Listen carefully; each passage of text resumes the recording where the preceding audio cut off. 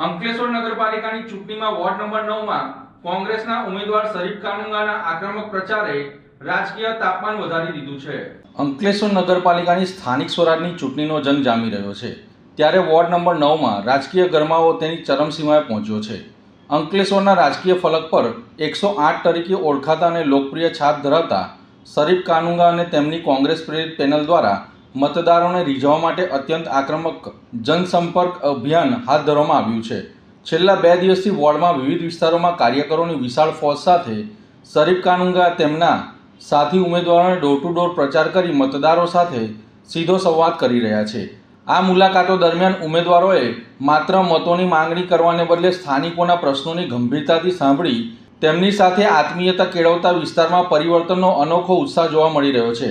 આ ચૂંટણીમાં મોટો વળાંક ત્યારે આવ્યો જ્યારે આમ આદમી પાર્ટીના ઉમેદવારી નોંધાવી છેલ્લી ઘડીએ ફોર્મ પરત ખેંચનાર સંજય અમદાવાદીએ શરીફ કાનુંગાની પેનલને ખુલ્લું સમર્થન કર્યું હતું। સંજય અમદાવાદી પોતે પણ કોંગ્રેસના પ્રચાર કાર્યમાં જોડાતા કાર્યકરોએ ફૂલહાર કરી તેમનું ભવ્ય સન્માન કર્યું હતું, જેનાથી કોંગ્રેસનું પલડું વધારે ભારે થયું હોય તેમ જણાઈ રહ્યું છે। શરીફ કાનુંગાએ આત્મવિશ્વાસ સાથે જણાવ્યું હતું કે જનતા હવે પોકળ વાયદાઓથી કંટાળી ગઈ છે અને સચ્ચાઈ તેમજ ઈમાનદારી પર આધારિત વિકાસ ઈચ્છે છે।